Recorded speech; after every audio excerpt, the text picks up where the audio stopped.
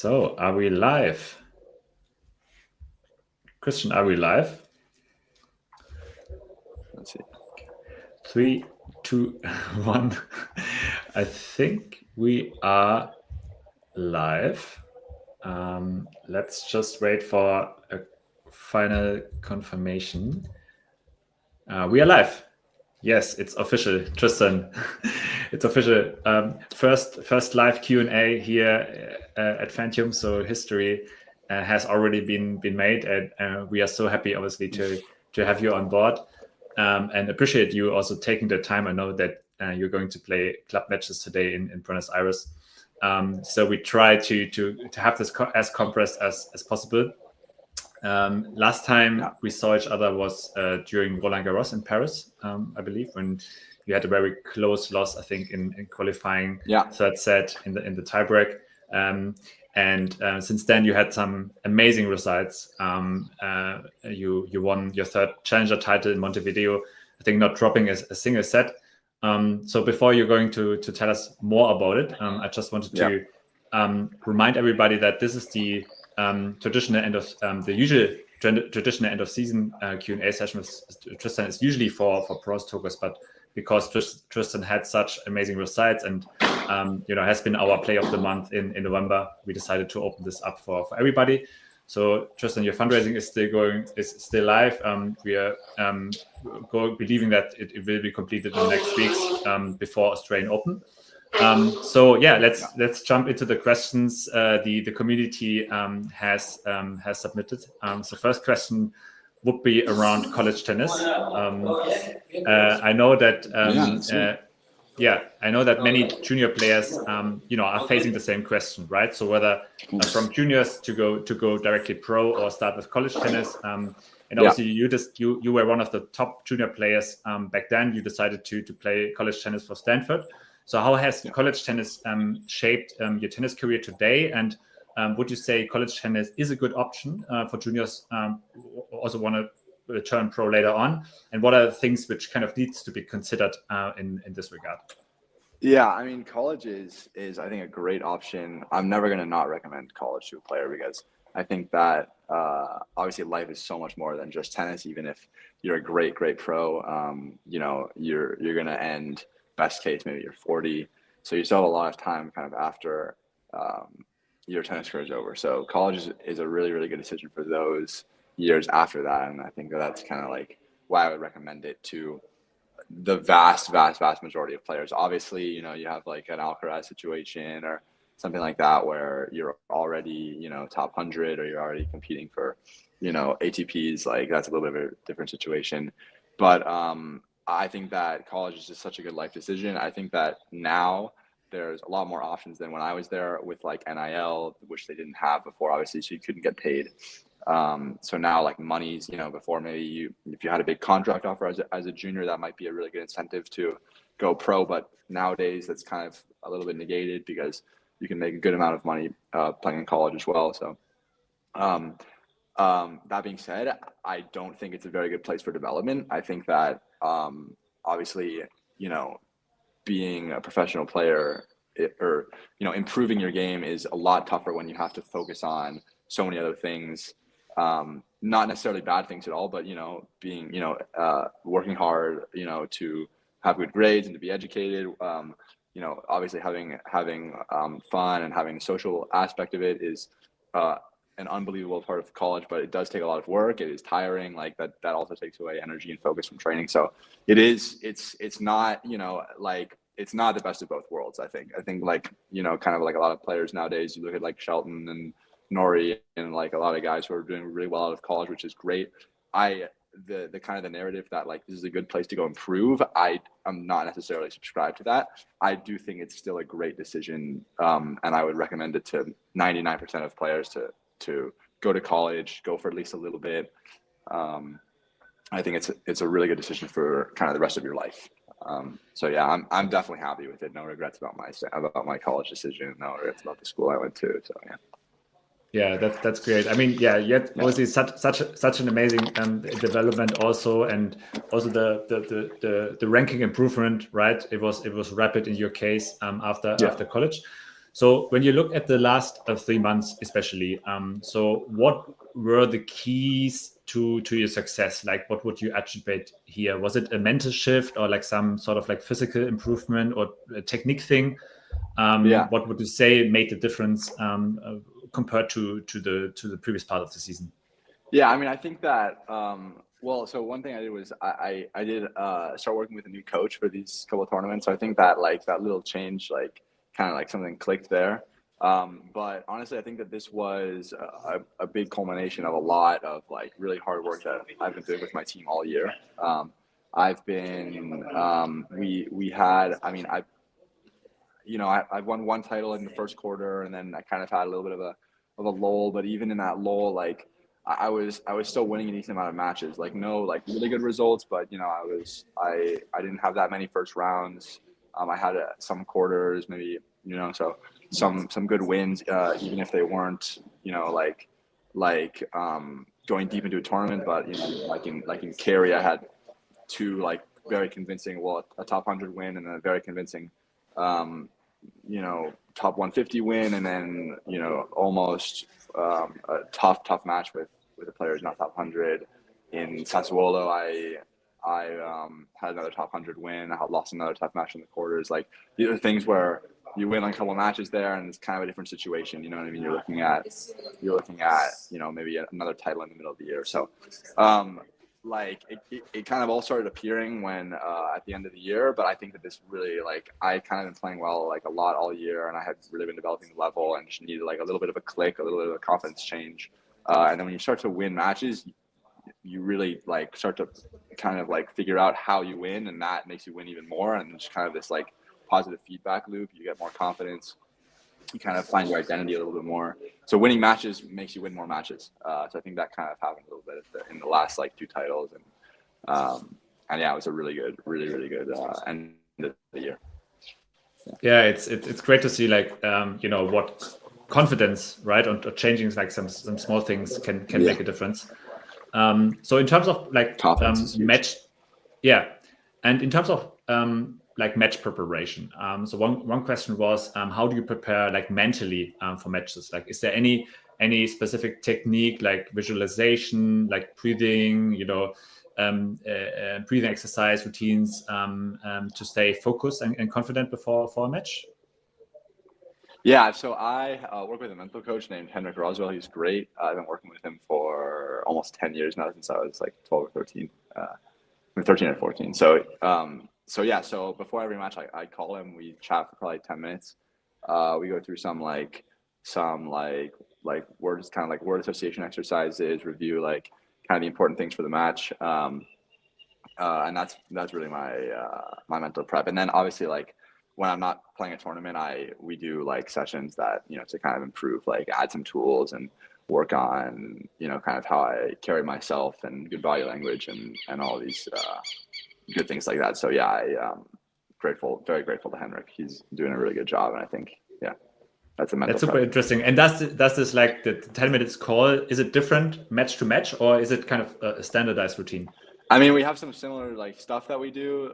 Yeah, like some of the exercises, but obviously like the tactics are different. So we discuss that like a little bit differently. And then maybe like if I'm feeling like that I want to like kind of talk about something else, then we'll do that. It's not always exactly the same, but similar. Amazing. And I mean, there's also the other side, right? So tennis is obviously, I think, one of the toughest sports, because you basically lose every week. So how do you cope with losing? Like, is there also any technique you're using to, kind of therapy, or are you using the same coach, or is there any technique how you cope with, not being able to win basically every week? Yeah, it's so tough. I mean, obviously, like I had like a good year. I won 3 titles, but I played maybe 30 tournaments, call it. So I'm 90% of the time going home a loser, which is just always tough. But yeah, I mean, it depends on the loss. Like, you have a tough match, and you're kind of, maybe not that upset about it. If you play well, you do the right,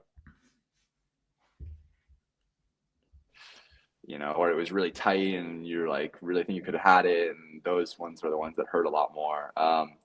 Yeah, I mean, I think like the day of the match, I just I just kind of try to not think about it. Get like, I usually have like a burger or pizza, like a cheat meal after a match, after a tough loss like that. Kind of like, push off that problem to the next day, obviously. And then the next day I'll talk with Henrik. Yeah, I'll talk with the mental coach. I'll talk with, obviously whatever coach is with me, or if no one's with me, then call them and just try to like, learn as much as you can from what happened and get better. And that's the only thing you can do. But that's one of the hardest parts of tennis for sure, is losing every week.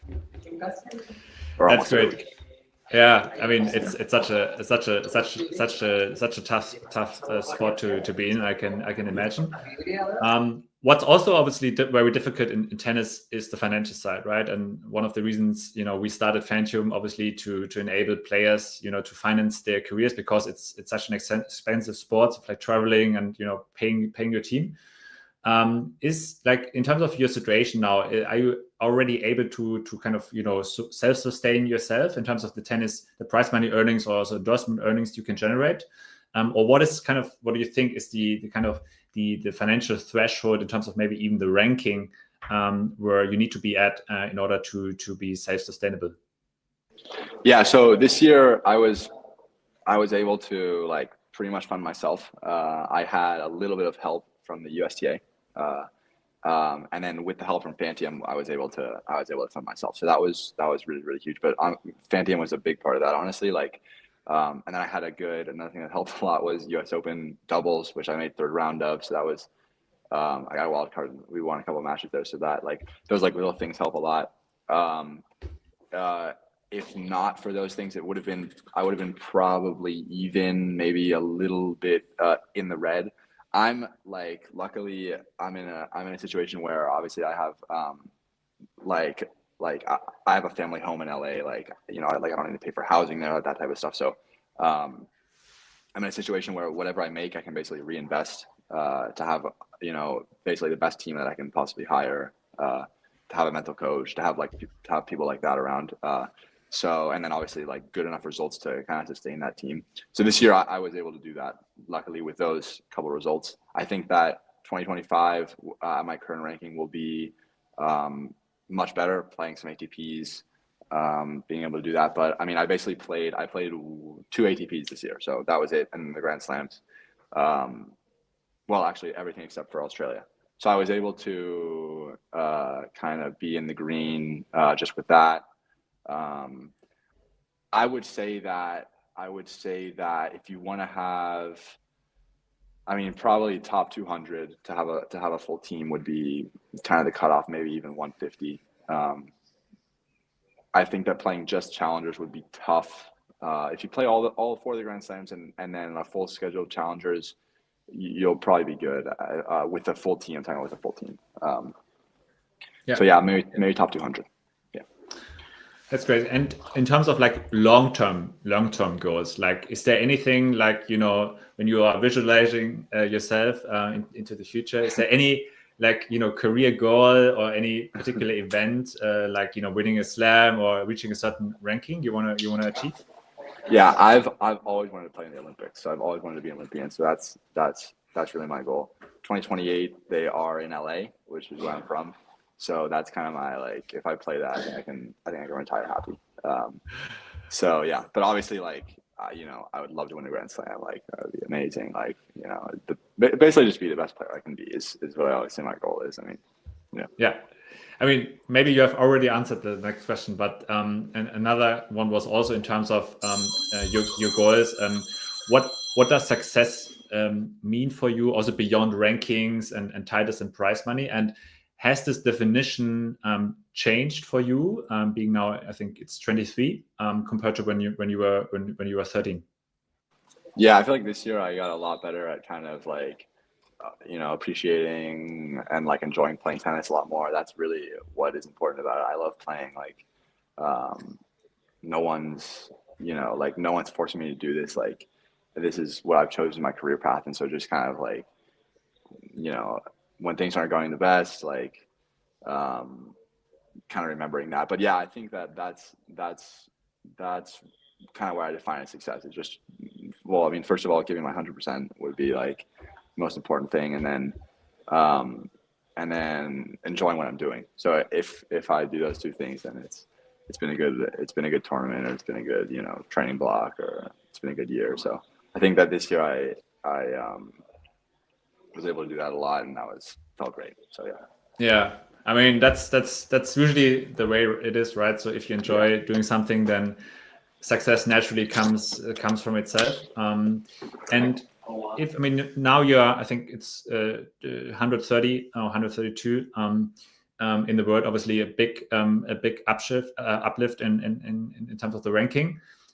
If you now look at, let's say, the top 100 players, obviously in the next tournaments with your ranking, you're going to compete a lot with like top 100 players. What do you think? What are the areas where you need to improve the most your game in terms of like competing against those players, and how are you addressing them in your training and schedule? Yeah, for sure. But before I answer that, I think I just want to say that college kind of also is something that really helps with that feeling of enjoying what you're doing. Like you're playing because you want to. I think if you go straight pro, you kind of might be in a situation where you feel a little bit trapped. Having a degree, or the possibility of having a degree, it can be really, really freeing. Like I find that it takes a lot of stress off of me when I'm in a moment like that, where I can think like, I mean, this is going horrendously, maybe. I mean, I haven't really got to that point yet, but like, you know, if something going really, really badly, you can always think like, you know, something that like, you know, it's not like my whole life, that can take a lot of pressure off of you. And I feel like I play freer in matches because of that. But yeah, no, I think like something that I've been doing a lot better is just kind of knowing like how I'm winning points and like what my identity is. That's something that like I need to continue kind of like understanding and getting better at. When you play against guys who, you know, like top 100 guys or guys who are better, like you need to know like how you can win points and like what you do best. And yeah, I think that like just continuing to kind of understand that and improve those things is like what's most important for me in the next, like playing bigger events next year. Yeah, 100%. Understanding your weapons and probably Exactly. just trying to improve them. What would you say are your weapons? Are you willing to share? Yeah, I mean, I think that one of my biggest strengths is being like pretty well rounded. So I feel very comfortable coming in. Obviously, my strength, my forehand. So I mean, I'm obviously looking to like hurt guys with my forehand. But I feel really comfortable in net. I think I have a decent serve. I'm returning really well. The last couple of events I returned really, really, really well. So being able to put like as much pressure on as possible on people from pretty much like any part of the court and serving or returning. That's what I've been doing like really well in the last like quarter of the year. That's what I'd say my biggest strength is, maybe. Yeah. I feel like Okay. I kind of take away people's ability to like they feel you don't have a lot of time, and that kind of like from whatever part of the court they're under pressure. That's great. In terms of active player on the tour, who you admire the most, and you have to name two. So one can be a US player, and the other one has to be international player. Yeah, I think that I've always been a Novak fan. Novak's always been my favorite especially the big three. I just love the way he plays. Like he moves unbelievably well. Like he might be the best mover ever. And just the way that he like competes and like just tears guys apart is nuts. So yeah, I think Novak for international, and then of the American guys, I mean, Fritz is playing really, really well right now. I think that the best guy that I've ever played in practice was Korda. I was the Davis Cup hitting partner earlier this year, and playing Korda on indoor hard like was something I've like points with him was crazy. That was an unbelievable amount of like the level was crazy. He strikes the ball so cleanly. So yeah, he's up there. And then I also love the way that Garone plays. I don't know, it's just something about the way he moves and the way he strikes the ball. Like he's kind of throwing everything at it. So yeah, he's someone who like I just love to watch him play. It's just awesome to see him play. So yeah. Great. Great. We have one more question until we let you free and play a match. I know you have to play a match to play. So if you had to switch to another sport but still be a pro, which sport would you choose and why? This is tough. I mean, okay, I've always been a Formula One fan. I don't know if I want to drive the cars though. It's a little dangerous, I think. It is dangerous. But yeah, it would be cool though. Maybe Formula One, and then for maybe like I don't want to say like athletic sports, but like real sports. Probably basketball. I think basketball would be so cool. Being an NBA player. Common answer, but yeah. Pretty cool. What's your favorite team? I mean, probably quite. I mean, I'm a Lakers fan. Yeah. Yeah, I figured that. Yeah. Okay, that's amazing. Yeah, thanks Tristan so much for your time. Really appreciate you putting the effort into it. It's for these moments, right, that we love what we do at FANtium, enabling also fans to connect with the players they support in a completely new way. We have one raffle, one giveaway. So obviously these questions have been submitted by the community and have been upvoted also by the community. And we will give out 2 tickets to one of your tournaments to watch you play for the person who asked the best questions. And you are the one who can decide which question should be the winner. Best? Yes. Okay. Yes. Wait. Can we do we have a list of them? Is there like can I get a reminder of what they were? Yes. So it was. I would just quickly go through them. So it was the college tennis. It was the key to success in the last 3 months. It was how you mentally prepare for matches. It was how to cope with losses. It was how you mentally prepare for matches. It was if you can already self-sustain yourself financially. What are your long-term goals? What does success mean for you? What are the areas your game needs still to be improved for the top 100 players? Which player you admire the most? And if you had to switch to another sports, which sport would it be? I think the definition of success one. That one's my favorite. Some very good questions though. Some very good questions all around. That's amazing. Yeah, we find the person who asked the question and make sure they can come in and awesome. and see you at one of the tournaments in the first part of the semester. Looking forward to see you there. Yes. Do you already know which tournaments you're going to play? I mean, obviously it's going to be Australian Open and then after. Yeah. I'm still not sure yet. So I'm going to decide between the ATPs in South America or the ATPs in the US. Okay. Yeah. We keep for sure the ATPs. Yeah. We will keep the community posted, and obviously me and the community, we can't wait to watch you play and keep on progressing in 2025. We wish you all the best, and then hopefully obviously being a top 100 player very soon. We have no doubt about it, and yeah, we are behind you, and just reminding everyone that Tristan's fundraising is still live, so go get some tokens if you haven't done it yet before they all sold out. And now, we let you off to play your match, and appreciate your time again, Tristan. It was amazing. Thank you very much, guys. Thanks. Cheers.